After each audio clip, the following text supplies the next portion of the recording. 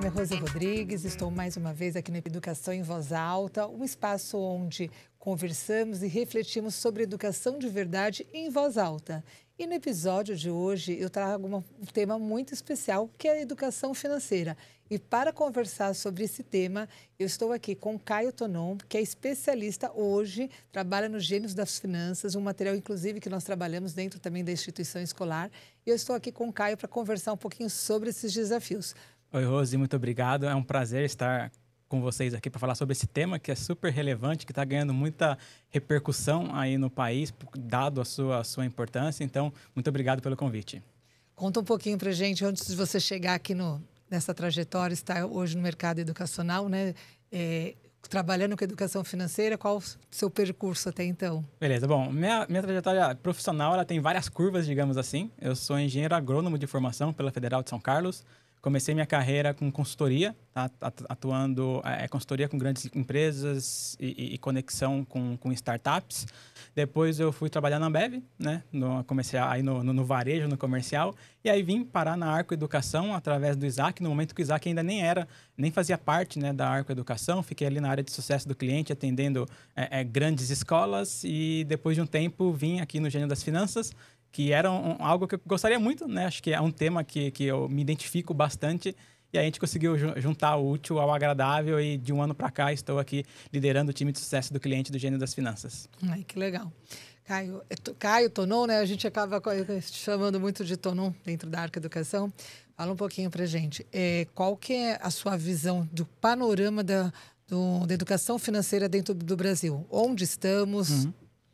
Poderíamos estar muito melhor, tá? Eu acho que a gente está engatinhando ainda nesse processo, tá? Eu acho que de uns anos para cá, 3, 5 anos para cá, isso começou a ganhar maior importância. Mas se a gente faz um recorte ali de como que está a situação financeira do brasileiro, mostra o quão relevante é esse tema, né? A gente tem aí mais de 78% das famílias brasileiras com algum tipo de endividamento, né? E acho que o que mais preocupa é que são dívidas de curto prazo, né? Dívidas de até um ano. Quando a gente pega um recorte dos jovens, né, de 18 a 25 anos, a gente tem 30% desses jovens já endividados, então eles estão começando a sua vida adulta, estão saindo da educação básica, já começando a ter dívidas, né? Eu acho que isso é um caminho bastante preocupante que mostra, né, o quão relevante é esse tema da educação financeira para que a gente consiga formar o nosso presente, formar o futuro, né, da nossa população, para que a gente consiga ali ter pessoas mais saudáveis financeiramente, que não passem tantos apertos, digamos assim, para fechar contas, né? Eu acho que tem até um ponto que quase 13% da população brasileira já tem a sua próxima renda comprometida com dívidas, né? Então, por exemplo, nem chegou o próximo mês e essa pessoa ela já está com dificuldade, já está com 100% do comprometimento do que ela vai receber ali de salário, de renda, né? Então, acho que é mais um ponto, né? Eu particularmente gosto muito de trazer dados para tangibilizar um pouco da discussão, né? E eu acho que isso é tão relevante e mostra que estamos começando a engatinhar, né? Mas quando a gente olha o nosso cenário brasileiro, mostra que é super importante a gente conseguir avançar nesse tema. Muitos dizem que educação financeira não se aprende na escola, se aprende na vida. O que você acha desse pensamento? Assim, é possível você aprender na vida, tá? Só que você vai apanhar bastante, né? A vida ela é bastante cruel, né? E quando você aprende na vida, ele vai ser mais caro, né? Você vai aprender quando você entrar no rotativo do seu cartão e pagar seus muitos por cento de taxas. Então, quando você traz isso para o jovem, você consegue ter uma melhor assimilação, né? Então, enquanto a vida, para você aprender na vida, custa caro, a escola ela vem com um caminho para encurtar isso, né? Então, tem várias pesquisas que falam que a partir de 7 anos de idade é quando o estudante ele começa a formar ali os seus conceitos financeiros na sua cabeça. Então, se você começa a partir dessa idade, você consegue trazer muito mais clareza desde cedo, né? Porque no final do dia, a educação financeira é como se fosse o ensino de línguas, né? Quanto mais cedo você começa o ensino de línguas, mais fácil você consegue assimilar isso na cabeça da criança, do adolescente. E a educação financeira é a mesma forma. Se ele começa a aprender isso na vida, ele vai fazer empréstimo caro, ele vai fazer muitas dívidas, ele vai comprar coisa que ele não precisa. Quando você traz isso para o jovem, ele já vai começar a crescer fazendo atividades dentro da escola que são super relevantes para amadurecer esses conceitos. Então, quando ele sair da escola ali na educação básica, ele já vai ser um adulto mais preparado, mais consciente, que vai conseguir ter tomadas de decisões bastante assertivas acerca desse tema. Fora que começa a dar muito mais valor, né? Às vezes 100%. os pais falam muito, né, de o quanto que hoje a gente é muito exposto também, né? Todos nós, e principalmente as crianças, a um mercado aí que fica nos instigando o tempo todo a comprar. Então, e o impulso hoje é muito forte 100%. E a facilidade da compra ali também é muito fácil, só apertar alguns botões. Então, acho que acaba trazendo muito essa valorização do dinheiro. 100%. E, por exemplo, você entra no e-commerce hoje. Tem vários e-commerces que você consegue fazer a compra com um clique. Sim. É a coisa mais fácil do mundo. Você vai lá, clica, comprou. Mas quando você vai ver na sua conta, você fala, será que eu precisava disso mesmo? Acho que o meu avô me falava muito uma frase que é: você compra o que não precisa com dinheiro que não tem para mostrar para quem não quer ver. Acho que isso define muito isso, né? Acho que você tá precisando de uma camiseta? Será que você precisa mesmo? Se você para refletir, provavelmente você não vai precisar, né? Só que acho que essa questão comportamental que a gente não consegue ter tanta clareza assim depois que você cresce, né? Então acho que eu sempre trago um exemplo que, todos nós aqui temos dias ruins, né? E aí você chega do trabalho em casa e você fala, nossa, vou entrar no aplicativo de delivery, vou pedir um lanche porque eu mereço. Só que aí você faz isso com muita frequência. Quando você vai ver, você está gastando 600, 800 reais por mês somente em delivery, sendo que você poderia muito bem estar fazendo a sua refeição e nisso estar economizando muita coisa, né? Então, acho que são só alguns exemplos aqui também para mostrar que essa questão comportamental é super importante da gente ter tudo certinho, porque acho que isso move muito ali dos próximos passos que você vai ter. Não sei se você já ouviu falar alguma coisa assim, mas eu já ouvi que, principalmente, às vezes, de madrugada, existem muitas compras de e-commerce de madrugada. Que as pessoas acabam ali, realmente é pelo impulso, pela sua insônia, pelos alguns seus problemas, e acabam de madrugada tendo compras absurdas. É isso mesmo? É isso mesmo que acontece, tá? Eu acho que o endividamento financeiro, ele traz muitas questões comportamentais e socioemocionais. Então, das pessoas endividadas, mais de 70% tem problema de ansiedade, problema de insônia, até mesmo problema de peso, porque a pessoa ela realmente perde o sono com relação a isso. E aí, quando ela chega à noite, ela está dormindo, acorda 2 horas da manhã, não consegue voltar a dormir, o que ela vai fazer? Ela vai pegar o celular, ela vai abrir um e-commerce, ela vai fazer uma compra com um clique, que eu comentei agora há pouco, e 2 dias depois ela vai receber o produto que ela comprou. Ela precisava desse produto? Provavelmente não, né? Então, isso é a mais pura verdade. Por um outro lado, também, às vezes, a gente vê que, às vezes, falar de dinheiro é um tabu, né? Para muitas pessoas, falar de dinheiro, principalmente de falar de ganhar dinheiro, acaba sendo um tabu. Você concorda com isso? Concordo 100%. Acho que essa é uma frase que define o brasileiro, assim. Acho que a educação financeira, ela é um tabu em casa, entre os pais conversando com os filhos, marido e mulher conversando entre si, namorados conversando entre si. Então, é algo que não está muito corriqueiro na rotina das pessoas, né? É muito difícil você sentar e falar assim, vamos falar sobre questões financeiras, né? Eu acho que tem várias pesquisas que falam aí que dificilmente os casais param para conversar. Acho que tem até startup que surgiu muito nesse conceito de tentar colocar marido e mulher, namorados, para conversar sobre o tema a partir de uma conta em conjunta, de divisão de gastos, né? Então, isso é muito um tabu e precisamos acabar com esse tabu, né? Eu acho que é algo muito importante de ter esse tipo de conversa entre as pessoas próximas, assim, para ter clareza, sempre com transparência, porque às vezes você acha que a situação financeira sua é uma, mas quando você para analisar é outra, um gasto que você teve aqui vai fazer uma baita de uma diferença um mês depois, né? Então, a gente permanece com essa questão da educação financeira, da conversa sobre finanças, sendo um grande tabu. E como desmistificar que a educação financeira é só para as famílias que têm dinheiro em abundância? Eu acho que é justamente o contrário, né? Quem mais precisa da educação financeira são as pessoas que têm uma situação financeira um pouco mais apertada, digamos assim. Porque é o momento de você começar a identificar onde que está vazando dinheiro, digamos assim, onde que você consegue economizar e, principalmente, você começar a estabelecer um planejamento de médio e longo prazo, né? Eu acho que nós somos muito imediatistas, né? Quando nós tomamos as nossas decisões, a gente está sempre pensando no presente e não no médio e longo prazo. Isso, inclusive, falando de investimentos, né? Quando você olha, por exemplo, ali, sei lá, um tesouro direto vencendo 2045, você para e pensa, nossa, será que eu vou investir nisso que vai me retornar daqui 20 anos? é porque você não está tendo o seu pensamento do futuro, né? Se você tem um filho de 5 anos, você não está pensando nele com 18 anos, você está pensando no agora, né? Então, acho que isso é super importante de se trazer para a gente desmistificar isso, né? Eu acho que a educação financeira todo mundo precisa. Não é quem tem mais, quem tem menos. Claro, a pessoa que tem menos, ela precisa ter um maior controle financeiro. Ela tem que ser mais rigorosa financeiramente, né? Então, ela precisa abrir o aplicativo do cartão e ver quais foram os gastos que ela teve ali naquela semana. Ela precisa buscar entender quais são as contas que ela já tem para o mês seguinte, para ela fazer um mínimo planejamento, né? Então, acho que esse é um ponto que mostra que é justamente o contrário, né? Quem tem menos condições financeiras são as pessoas que precisam tomar e demandam maior atenção em cima disso. E às vezes eu percebo que não necessariamente sobra dinheiro com quem ganha mais. Sobra dinheiro no final do mês com quem tem maior planejamento. Muitas vezes eu vejo pessoas ali que têm um salário menor, mas sempre tem ali sua reserva. E que muitas vezes até chega a emprestar para aquela pessoa que ganha mais. Fala, meu Deus, mas realmente a questão do planejamento mesmo é saber como trabalhar com o dinheiro, né? Acho que não é sobre o quanto você recebe, o quanto você gasta, né? Acho que um comportamento natural do brasileiro o salário caiu no 5º dia do mês, o que você faz? Primeiro você paga as contas, depois você guarda a sua reserva. Você tem que inverter essa lógica. Se você ganha X, quando cai na sua conta, você inverte essa lógica, você já pega um percentual disso para ser a sua reserva e depois você faz o pagamento das suas contas.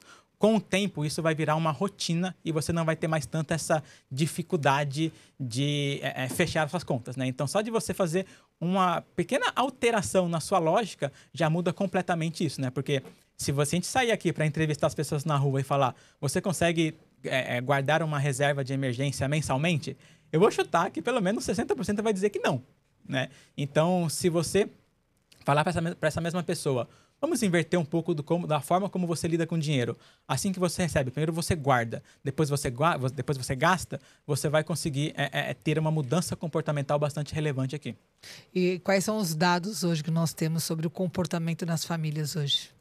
Então, acho que até tem uma colinha aqui para trazer esses dados, né? Eu acho que quando a gente fala de endividamento, né? Eu até cheguei a trazer um pouco aqui no começo, a gente tem 78,5% das pessoas endividadas, né? Isso de acordo com o Serasa, tá? E dessas dívidas, quase 70% é no prazo de 1 ano. Então, não é aquela dívida de longo prazo que você vai pagar no decorrer de 5 anos. É uma dívida que daqui 6 meses você já tem que quitar ela, né? E você passa a ter muita dificuldade com relação a isso.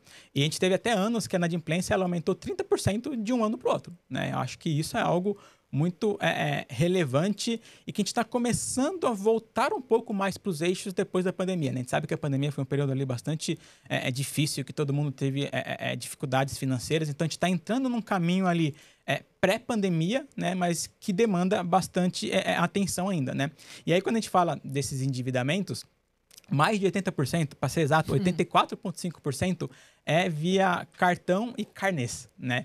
Então, isso mostra, né, que isso é um grande vilão, né, que nós temos hoje em dia, porque se você não paga o cartão no dia 5, que é a data do seu vencimento, só ali já vai rodar juros absurdos e você vai ter dificuldade para renegociar isso, porque isso vai virar uma bola de neve e quando você vai ver, você vai precisar participar desses programas de renegociação, né, de dívidas e aí você vai ter muitas dificuldades para isso, né? Então, acho que são dados bastante alarmantes que mostram essa situação financeira bem delicada que nós temos hoje. E as pessoas muitas vezes acabam pagando o mínimo do cartão, né? É isso. Acho que, assim, vou pagar o mínimo, tá tudo certo, e não tá tudo certo, né? Os juros que você paga depois disso, né? E eu achei bem interessante a frase que você trouxe, né? Que eu acho que realmente é uma mudança de mindset na cabeça das pessoas. Não é guardar aquilo que sobrar. Primeiro eu me organizo, o quanto que eu tenho de reserva. Lógico que nós temos as despesas que são essenciais, que são os gastos fixos, mas é a partir dali o quanto que eu posso gastar separado disso, né? E eu acho que realmente o comportamento é o contrário. Eu guardo o que sobra e eu não faço esse planejamento, né? Total, porque eu acho que a gente confunde muito de eu ter limite no cartão como se isso fosse um orçamento. Isso não é orçamento. E o limite não só do cartão, né? Da conta bancária também, exato, né? O limite que tem na conta.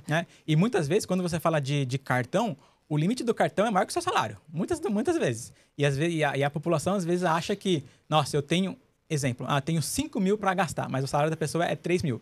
Quando ela vai ver, ela já gastou 4, 4,5 e o salário dela é 3.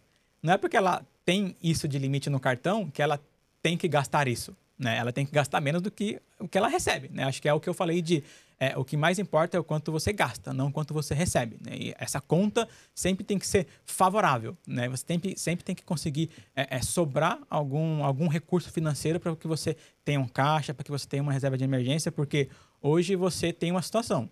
Daqui uma semana, a sua situação financeira pode mudar completamente. Se você não tiver uma reserva, você vai enfrentar dificuldades, vai ser uma bola de neve, você vai pagar o mínimo do cartão, como você comentou, e quando você paga o mínimo, você está empurrando com a barriga, né? Você paga o mínimo, em algum momento você vai ter que pagar o que sobrou, né? Qual que vai ser esse momento? Geralmente as pessoas não sabem, né? E acumula esse que sobrou com o que você gastou no próximo mês.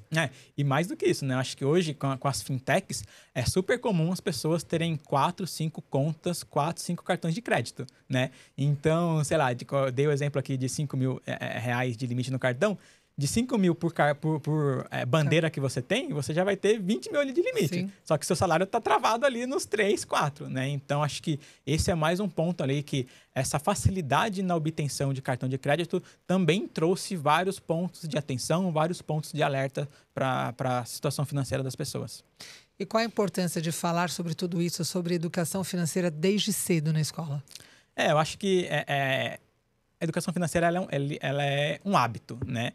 E como eu comentei, né, eu acho que a partir dos 7 anos é quando você começa a ter os primeiros raciocínios acerca da educação financeira, né? Então, a escola ela é um meio para esse estudante, né? E querendo ou não, o estudante ele passa a maior parte do tempo dele dentro da escola, né? E você precisa trazer isso para a realidade, para o dia a dia, para a discussão dele, né? Então, na escola, ele vai lá, ele tem que comprar um lanche.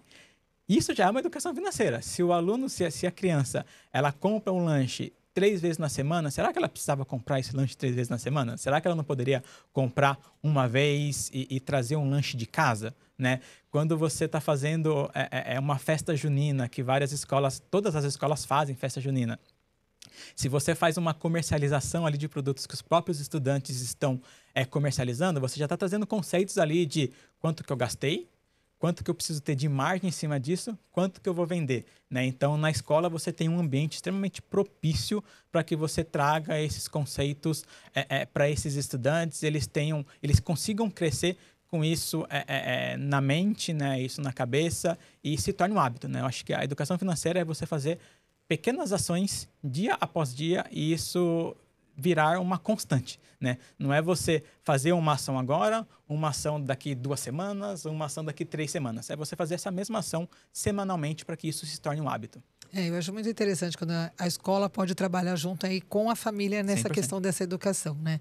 É que nem você falou da cantina. E eu acho que a cantina é um grande exemplo de educação financeira, porque ali ele precisa aprender a lidar com troco. Muitas vezes hoje a gente já tem atualmente nas cantinas o cartão, né? Então, até na própria cantina a tecnologia acaba trazendo tudo isso e vem ali essa disponibilidade do cartão, mas ter o controle também desse cartão. Quanto que eu posso dar para o meu filho de limite diário para que ele possa também ir aprendendo? Porque logo no começo ele não vai ter essa noção. Então, a gente precisa realmente educar. E a gente educa quando a gente dá limites. E a gente quer colocar esse limite, o quanto que ele pode gastar por dia ou até quais os produtos ele pode consumir. No primeiro momento, ainda que ele não tem esse discernimento, eu acho que contribui muito. E o aluno vai ali, eu vou percebendo que ele vai realmente ali gastando, olhando, perguntando, tia, quanto que eu ainda tenho de sobra? Ele pergunta lá para a tia da cantina, né? Qual que é o meu saldo? E quando não gasta, ele também baixa a cabeça, né? Quando não dá, estoura ali.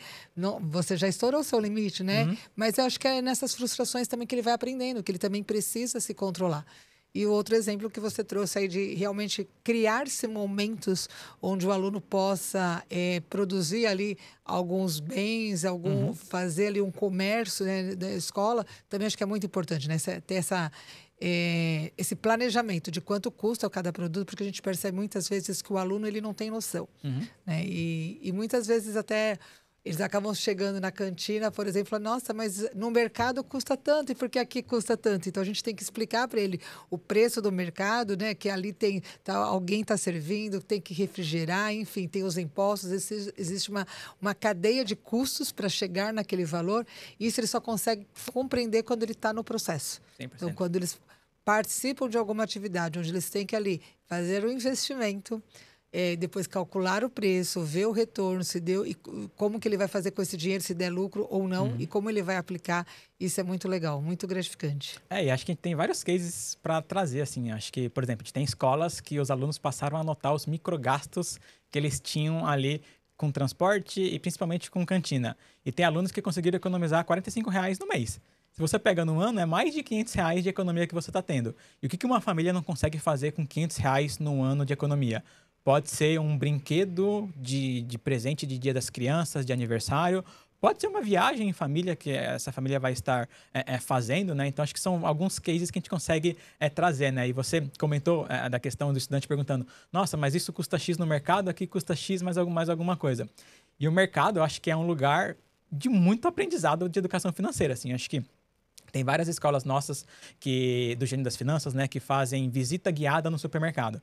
Cara, o mercado, por exemplo, por que o mercado não tem janelas? É para você não ver o tempo passando. Se você chega às 4 horas da tarde no mercado e você fica bastante tempo lá, quando você vai ver, já está escuro. Se tivesse janelas, você ia falar assim, nossa, já está escuro, deixa eu ir embora, e você ia sair de lá com o que você tinha no carrinho e é isso, né? Quando você vai numa gôndola, por exemplo, na altura dos olhos, a gôndola vai estar os produtos mais caros. É o produto que o mercado mais quer fazer sair, né? E se você olhar na parte de baixo da gôndola, vão ser os produtos mais baratos. Tá dando um exemplo claro. Se você vai nessas grandes redes de supermercado e você tenta comprar, por exemplo, sei lá, um vinho ou alguma coisa do tipo, se você olhar na altura dos seus olhos, vão estar os mais caros e você vai pensar, nossa, nesse lugar não tem vinho barato, não tem nada mais em conta. Quando você olha para baixo, na última prateleira ali, você vai ver que estão as coisas mais baratas, né? Por exemplo, quando você está na fila do caixa do supermercado, você tem ali aquelas geladeiras de marca de refrigerante, você tem vários daqueles chocolates. Porque geralmente a pessoa ela não para no mercado para comprar um chocolate. Mas quando ela está ali na fila, esperando ali uns 10 minutinhos para o seu momento ali de passar a sua compra, você fala, nossa, vou pegar esse chocolate, vou pegar esse refrigerante, né? Então, mostra o quão relevante é você ter esse aprendizado dentro do supermercado, né? Então, por isso que várias escolas optam também por fazer a sua excursão dentro do supermercado para mostrar ali todas as iscas financeiras que você tem dentro desse ambiente. E às vezes, né, você olha um produto ali mais alto, mais caro, e o outro com uma diferença muito grande de preço. E você começa até a questionar se aquele bem mais barato realmente tem uma qualidade, né? Exato. E aí o comportamento, geralmente, vou pegar um preço aqui intermediário, né? Então, acho que acaba sendo estratégias que o mercado acaba utilizando, né?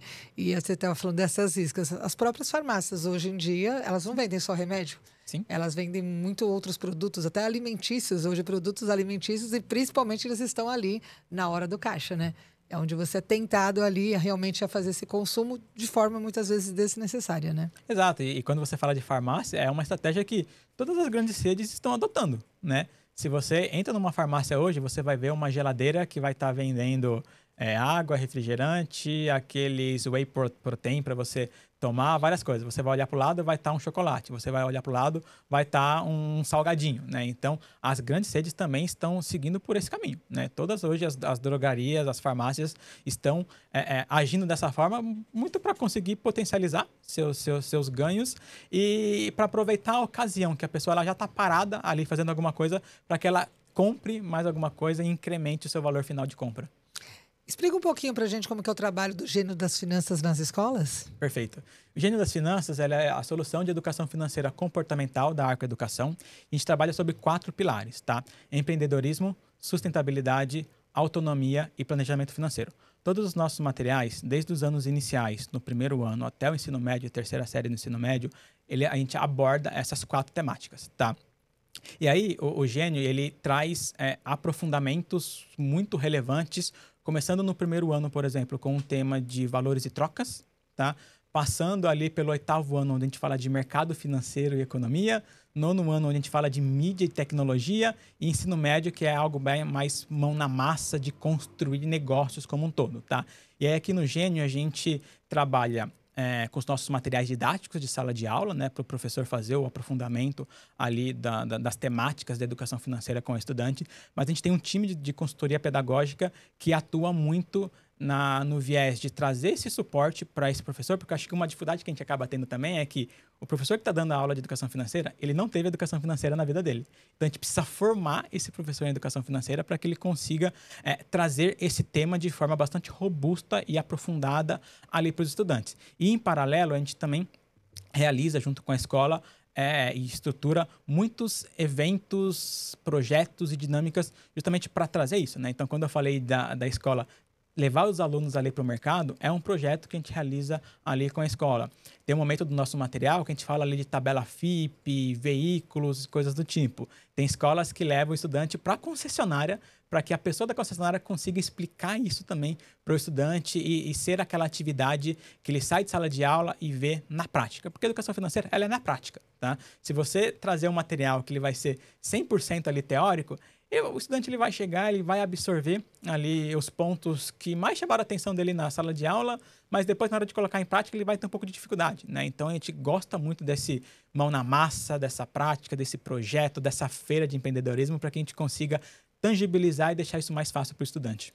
E acho que é importante também dizer que não necessariamente o professor precisa ter conhecimento de matemática, ser um professor de matemática para falar sobre educação financeira, né? Exato. O conhecimento vai muito mais além, né, desse planejamento. Exato. E o nosso material ele é bastante interdisciplinar, tá? Então, ele conversa com outros conteúdos, tá?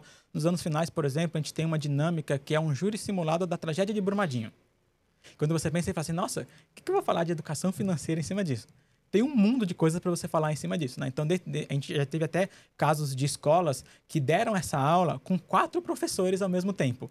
O professor de História e Geografia, para trazer todo o aspecto ali de mudança visual que você teve na cidade como um todo o impacto geográfico que você teve. O professor de Geografia, para falar questões de sustentabilidade, quanto que isso influenciou e prejudicou a fauna e flora ali da cidade. E o professor de Matemática, para falar de todo o aprofundamento, todo o impacto financeiro que você teve, né? Então, acho que aqui é um exemplo para mostrar que não precisa ser um professor de matemática, que geralmente é o que as escolas pensam, né? Então, a gente tem um slide nosso, quando a escola adota o gênio, que a foto do slide é não precisa ser um professor de educação financeira. Eu acho que de matemática, perdão. Porque para a gente o que mais interessa é o perfil desse professor. É um perfil de um professor que goste de projeto, que seja mão na massa, que consiga, que seja criativo e que consiga trazer boas discussões e fazer essa conexão entre o que acontece no mundo, no ambiente, para a realidade dos estudantes, né? Então, acho que o perfil ele é muito mais importante do que meramente a formação desse professor. E você tem alguns cases aí de sucesso, de algumas práticas de algumas escolas? Total. Primeiro, acho que temos escolas que as famílias fizeram pela primeira vez um orçamento financeiro, tá? Um orçamento da família como um todo. Festa junina, cara, acho que é uma imensidão de possibilidades, né? Acho que tem um caso de uma escola que nós realizamos que a secretaria virou o banco central da escola e no nosso material dos anos iniciais, a gente tem um dinheirinho que a gente trabalha que chama geniais, né? Então, ao invés de ser os reais, a gente trabalha com esses geniais. Então, a família, ela chega na festa junina, ela compra R$50 nesse banco central, que é a secretaria da escola, e ele recebe 50 geniais. E aí, quando ele vai fazer as compras ali nos quiosques dos estudantes que estão vendendo brigadeiro, vendendo pamonha, paçoca, vendendo várias coisas, ele vai lá, tipo, se a paçoca custa R$3, ele entrega 5 geniais. Aí o estudante ele precisa parar e falar, nossa, custa R$3, eu recebi 5 geniais, então eu preciso dar 2 geniais de troca, né? Então, esse conceito de troco, para que no final ele consiga também, depois de finalizar esse momento ali da festa junina, eles façam um balanço de tudo que eles gastaram, tudo que eles ganharam, para que depois disso, esse valor que eles ganharam, eles investam ali numa viagem, por exemplo, para reduzir o valor da sua formatura, por exemplo. A gente tem uma outra escola do Nordeste que atuou dessa forma ali na festa junina, que no final eles conseguiram contratar um trenzinho da alegria que levou os estudantes até um parque da cidade. Quando eles chegaram no parque da cidade, tinha uma surpresa que era um picolé para cada. Então, pensa, para uma criança de 3 do terceiro, quarto, quinto ano, você ter uma dinâmica dessa é algo que você traz muito engajamento para ele. E eu acho que uma prática bem legal também que a gente costuma fazer no colégio é atrelar essas ações à responsabilidade social. Então, muitas vezes os alunos optam por o dinheiro ali que eles conseguiram ali, arrecadar, fazer algum projeto social, trazer aí para alguma ONG ou para algum instituto, a comprar até aquilo que eles estão precisando e vão lá presencialmente entregar. Acho que isso é bem legal também quando a gente consegue contemplar essas duas práticas, atrelar a educação financeira também à responsabilidade social. Totalmente. A gente tem case desse também, tá? Temos a escola aqui do Sudeste que conseguiu fazer isso e com dinheiro arrecadado eles doaram para uma instituição de caridade que conseguiu pagar o salário de uma pessoa por 3 meses. Nossa, né? que legal. Então, pensa numa instituição de caridade que você tem dificuldades normalmente financeiras, né? Você precisa ter um caixa bastante ajeitado. Quando vem uma ajuda externa que traz esse respiro, é algo que muda muito o cenário deles. Muitas vezes a gente escuta os adultos falando assim, se eu tivesse aprendido isso quando eu era jovem, né? E como a gente faz para romper esse ciclo das gerações? Acho que assim, a gente não consegue voltar no tempo, né? A gente não consegue voltar a ser jovem. Mas o melhor momento para você começar a ter educação financeira é o hoje, é o agora. Né? É você parar e analisar as suas contas, é você entender onde que você está gastando seu dinheiro, é você realmente fazer do básico ali. Você sentar, parar meia hora, 1 hora da sua semana, para você falar assim, cara, eu estou tendo gastos em cima disso. Eu tenho um exemplo até engraçado da época de faculdade. Tinha um colega, né, que ele era fumante, né? E uma vez ele parou para fazer isso porque o pai dele deu uma prensa nele assim, cara, você está gastando muito dinheiro. Ele parou para fazer essa análise, ele estava gastando R$600 em padaria. Eu falei, nossa, haja pão, R$600, né? E aí quando ele foi ver, era R$600 de cigarro que ele comprava na padaria. E isso foi um start tão pesado na cabeça dele que depois disso, 3 meses depois, ele tinha parado com esse vício, né? Então, acho que é mais um exemplo prático de que o importante é o agora. É você entender o quanto que você está recebendo, é entender quanto que você pode gastar e se você tiver dívidas, você entender essas dívidas, né? Você pode começar pelas dívidas de maior valor, pode começar pelas dívidas que têm menor prazo de vencimento, né? Você pode entender o que mais vai prejudicar você no futuro para que o hoje você consiga começar a transformar o seu amanhã. Tá? Eu acho que usar como muleta, não tive na minha escola, isso é um problema? Não, você pode começar hoje. E hoje a gente tem cada vez mais uma geração muito imediatista, né? Total. Com muita dificuldade de pensar ao longo prazo. Como a gente pode trabalhar esse imediatismo? Eu acho que é natural do ser humano pensar no agora, né? Você tem certa dificuldade, até mesmo quando você conversa com uma pessoa e pergunta sobre carreira para ela. Onde você imagina a sua carreira daqui 5, 10 anos? A geração de hoje tem dificuldade de imaginar onde que eles vão estar em 5, 10 anos pensando em carreira. Imagina falando em questões de aspectos financeiros, né? Então, acho que você, por exemplo, trazendo algo que eu já vi acontecer. Você não precisa de uma camiseta, como eu comentei aqui no começo. Aí você vai lá e você compra. O que você pode fazer disso? Você pode gerar uma quarentena para você não comprar coisas desse tipo, né? Então, você vai ter 42 semanas sem fazer nenhum tipo de compra nesse e-commerce. Trazendo um exemplo claro meu aqui, tá? Eu tenho para mim que eu posso comprar no máximo 4 vezes comida em aplicativo de delivery. Tá? Por semana ou por mês? Por mês, perdão. Por mês. Quando eu chego nessas 4 vezes, eu desinstalo o aplicativo.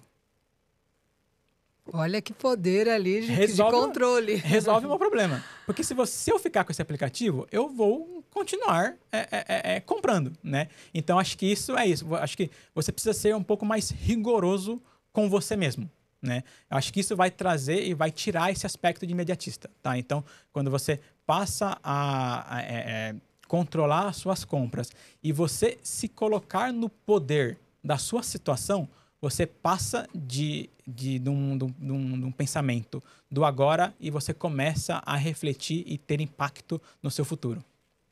Nossa, muito, muito legal e até realmente é uma reflexão, porque acho que poucos fazem isso, né? Ter esse autocontrole, né? Exato. E como que você enxerga até o impacto da falta de educação financeira nas pessoas, principalmente até nas questões emocionais? Exato. Acho que tem várias revistas que já trouxeram aprofundamento sobre isso, mas quando você faz um recorte das pessoas que têm algum nível de comprometimento da sua receita versus as pessoas que não têm nenhum nível de comprometimento, você passa a analisar que as pessoas elas têm mais ansiedade, elas têm depressão, elas têm insônia, elas têm dificuldade para muita coisa, né? E isso é extremamente preocupante, né? Então, isso afeta diretamente ali a saúde mental dessa pessoa e ela precisa fazer um recorte disso e falar assim, cara, preciso entender qual que está sendo a minha situação, para que a partir disso você passe a ter ações que reflitam uma mudança do seu comportamento. E aí, quando a gente fala dessas dívidas, ela afeta não somente a questão socioemocional, mas ela afeta a sua carreira, ela afeta a sua vida pessoal, ela afeta os seus estudos, né? Tipo, já saiu algumas reportagens das apostas online. Pessoas que deixaram de investir no estudo para fazer uma aposta online. E essa pessoa, ela pegou esse dinheiro, ela perdeu na aposta online, né? Então, isso faz com que você passe a ter mais dificuldade ainda, entre mais nessa questão de ansiedade, depressão, insônia, e você não consiga assumir o controle, tá? Eu acho que você precisa colocar na sua cabeça que a situação financeira é minha, eu preciso ter o controle sobre ela. Se você não conseguir ter essa mudança de comportamento, você vai ter dificuldade, você vai conseguir, vai continuar tendo esses problemas, né? E eu acho que não é feio você pedir ajuda, né? Você sempre vai ter uma família, um conhecido, alguém que tem uma situação financeira favorável. E quando eu digo não é situação financeira de ter muito dinheiro, de ter o controle. Então, peça ajuda. Não tenha medo de pedir ajuda. Eu acho que isso vai ser primordial para que você comece a ter uma mudança de chave, que você tenha um comportamento muito mais favorável acerca disso. E hoje, com a educação financeira entrando na praticamente todas as escolas, como que você enxerga o futuro da educação financeira no Brasil?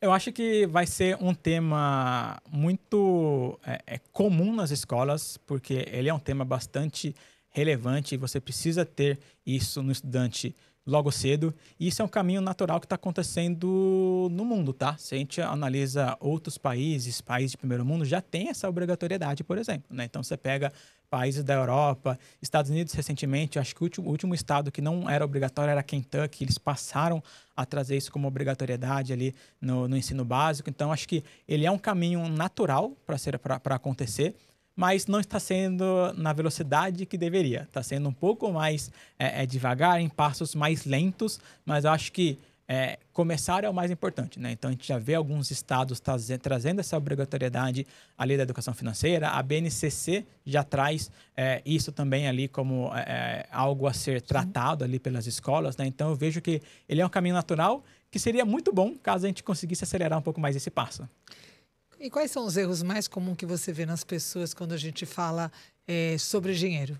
Parcelar consumo recorrente, né? Então, você vai lá e pega aquela sua compra e divide em 10 vezes e 2 dias depois você faz uma outra compra que você divide em 12 vezes. Depois, daqui 2 semanas, você faz uma terceira compra que você divide em 8 vezes. E quando você vai ver, você já está criando uma bola de neve acerca disso, né? Então, esse parcelamento de consumo é um primeiro ponto. O segundo, acho que é um pouco do que eu trouxe aqui na nossa fala no começo, que é confundir o limite com o orçamento. Não é que o limite que você tem na sua conta, o limite que você tem no cartão, ele é seu orçamento. Acho que o seu orçamento, ele é rei. Ele deve pautar todas as suas decisões que você vai ter acima disso. Quando no mundo empresarial, a gente fala que cash is king, né? Então, o caixa, ele é rei dentro da sua empresa. E na sua vida pessoal é isso. O seu orçamento, ele deve ser o seu rei, né? Eu acho que um dos erros grandes é você confundir esse crédito, né, com o orçamento. Acho que o terceiro ponto é você não ter reserva de emergência, né? Muitas das pessoas, elas acabam se enrolando quando ela passa por uma dificuldade, ela não tem reserva de emergência para suprir essa dificuldade. Quando eu digo dificuldade, não é necessariamente você perder o emprego, você perder sua renda. É você ficar doente, você precisar comprar um remédio um pouco mais caro e você não conseguir, e aí você ter que parcelar esse remédio, sendo que depois que você toma, depois de 1 semana, 2 semanas que você tomou, você já melhorou e você vai pagar esse remédio ainda por mais 6, 7, 8 vezes, né? E você fazer tudo sem medir, né? Eu acho que é super importante você mensurar os seus gastos. Quando você vai gastando e você não mensura isso, quando você chega no final do mês, você vai assim, nossa, eu gastei tudo isso em aplicativo de transporte, eu gastei tudo isso em aplicativo de delivery, né? Eu acho que você ter essa mensuração e você classificar os seus gastos é um outro ponto que a gente consegue fazer aqui para ter essa melhoria. Quem está nos ouvindo agora, o que você recomenda, o que a pessoa pode começar a fazer agora para melhorar a relação com o dinheiro? Sente 30 minutos da sua semana e entenda os seus gastos. Tire uma foto de como que está sendo os seus gastos. Porque aí você consegue comparar mês a mês e você consegue ver a sua evolução. Eu acho que quando você não faz esse acompanhamento e você vê que você não está conseguindo evoluir mês a mês, você passa a desanimar. Você fala, nossa, eu gastei X no mês de janeiro, por exemplo, em fevereiro eu gastei igual, em março eu gastei igual. Aí você passa a se questionar, tipo, o que eu estou fazendo de errado? Mas se você passa a acompanhar isso, em janeiro você teve X de gasto, em fevereiro você reduziu 4% que seja, em março você reduziu mais 5%, você já está reduzindo 9% do que você gastou em janeiro, né? Então você já começa a ter um pouco mais de clareza. Segundo ponto, reserva de emergência. Eu já comentei algumas vezes e falo para todo mundo, para pessoas próximas, para escolas, para os estudantes. Se você não tiver sua reserva de emergência, você vai ter dificuldade em algum momento da sua vida. Assim. Você vai ter algum gasto que era inesperado, a bateria do seu carro vai arriar e você vai ter que gastar 400, 500, 600 reais para essa bateria do seu carro, você vai ter que comprar remédios, então você vai ter dificuldade com relação a isso. Cartão sem controle. É você acompanhar e você classificar esses seus gastos, né? Eu acho que tudo bem você usar o cartão de crédito hoje em dia, tá? O cartão de crédito, hoje, ele te dá milhas, muitos cartões dão cashbacks e você tem que aproveitar isso, né? Imagina, você faz uma compra e do que você comprou, você vai ter um cashback de 1%, 1,2%. Cara, é super legal isso, né? Você ganhar milhas em cima disso é super legal, mas isso não pode sair do seu controle, né? Porque o que você está ganhando de cashback, ele é inversamente proporcional ao que você está gastando a mais em cima disso, tá? E acho que dívidas, você precisa priorizar as suas dívidas, né? Você precisa ter uma ordem de ataque, né? Primeiro você vai pegar as suas dívidas maiores para você renegociar, depois você vai pegar as dívidas de mais curto prazo para renegociar e não tenha medo, né? Eu acho que bote a sua cara para negociar. Eu acho que isso é um ponto super relevante, porque se você não negociar, você vai continuar tendo esses juros mensais aumentando em cima da sua dívida e você, no final do dia, no final do mês, no final do ano, você vai ter muita dificuldade em cima disso. Tem muitos pais hoje, muitas famílias que para uma forma de encontrar, de educar os filhos nesse planejamento financeiro, eles dão a mesada ali para os filhos.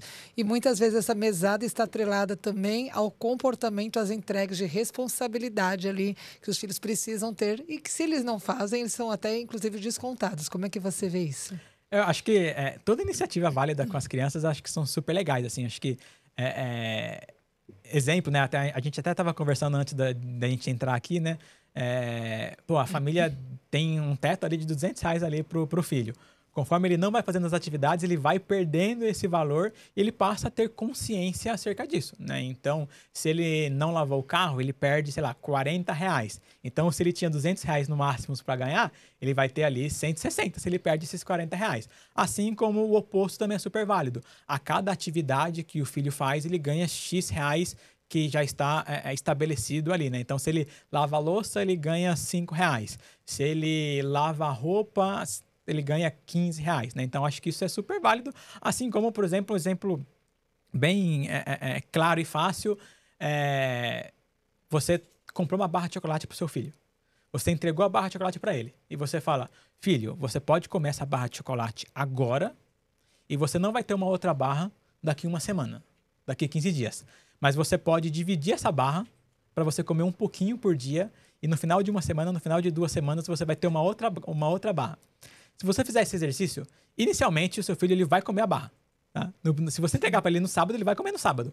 Mas com o tempo ele vai percebendo e vai saindo desse imediatismo. Será que eu preciso mesmo comer esses 150 gramas de chocolate agora? Será que eu não posso dividir ali em uma fileirinha por dia para que daqui uma semana, daqui 2 semanas eu ganhe uma segunda barra? Então, acho que são exercícios super válidos, né, que ajudam a tangibilizar isso, né? Eu acho que, como eu falei, a educação financeira ela é super prática. Ela tem que ser prática, ela tem que ser didática, ela tem que ser fácil de se tangibilizar. Então, esses exercícios ajudam bastante ali na construção desses conceitos na cabeça do aluno, do jovem. Nossa, Tonon, muito obrigada por todos por essas trocas, por esses conhecimentos, esses insights, né? Que muitas vezes a gente fica falando, nossa, realmente a gente pode ir por esse caminho. E qual seria uma mensagem final aqui para você deixar sobre educação financeira para as pessoas que estão nos assistindo? Acho que a educação financeira ela não é sobre planilha, ela é sobre liberdade. Quando você tem um bom controle financeiro, você tem liberdade de vida, você passa a saber onde que você vai gastar. E a educação financeira não é algo que você muda do dia para a noite. São pequenas mudanças que você faz dia a dia, de forma recorrente, de forma constante, que no final de um período de tempo isso vai virar um hábito na sua vida. Então, a educação financeira ela é a construção de hábitos que vai trazer a liberdade para você e para sua vida, da sua família, do seu filho, e fazer investimentos e fazer várias coisas acerca dessa liberdade que você vai passar a ter com a educação financeira na sua rotina. Nossa, muito obrigado, muito rico.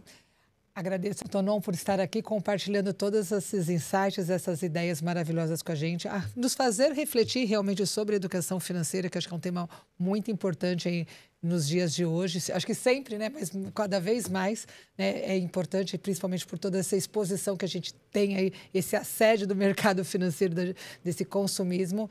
E se você gostou desse podcast, compartilhe com seus amigos, com seus familiares. E se você quiser também assistir, nós estamos agora também no canal do Spotify. Mais uma vez, obrigado e até o próximo episódio do Educação em Voz Alta.